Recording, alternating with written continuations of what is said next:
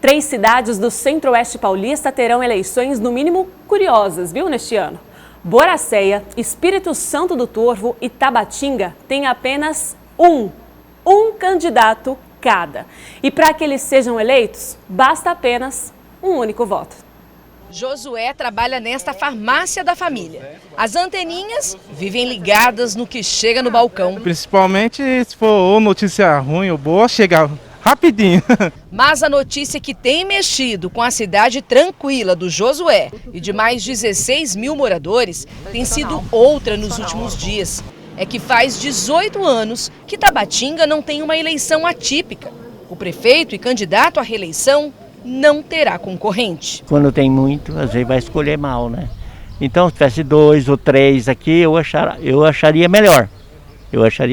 Dando conta, tá bom. Tá bom.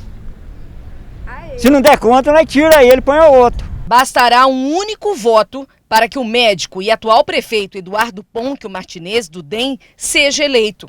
É isso mesmo, um único apertãozinho na urna eletrônica. Pronto.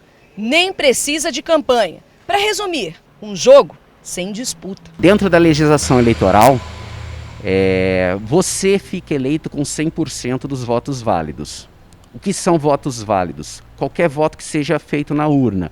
Votos brancos ou nulos não são considerados votos válidos, então eles não entram nessa conta.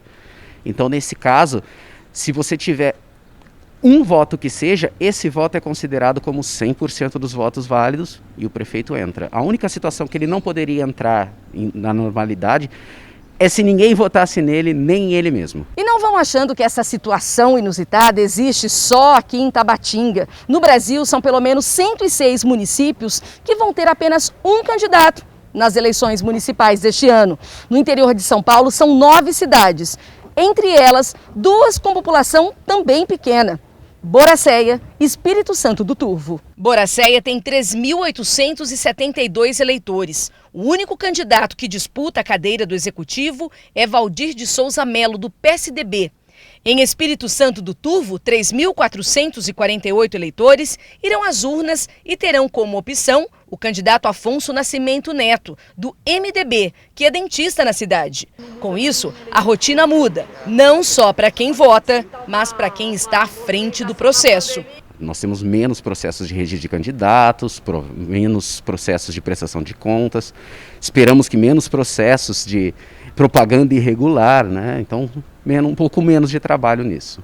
E por que isso acontece? Alguns municípios podem ter um acordo entre os partidos para que o candidato concorra a essa eleição, justamente pelos vínculos serem mais próximos entre as pessoas, porque isso ocorre em cidades menores. Então a tendência é que os partidos se consertem entre si, conversem entre si e escolham um candidato, justamente, por exemplo, para diminuir o custo das campanhas, para diminuir até o conflito político.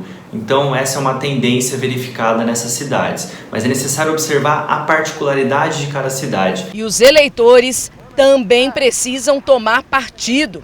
Isso, se quiserem mudanças. Então é muito importante que tenha, pelo menos em cada cidade, 2 candidatos, 2, 3 candidatos apresentando suas propostas, para que a população saiba realmente propostas diferentes para a cidade.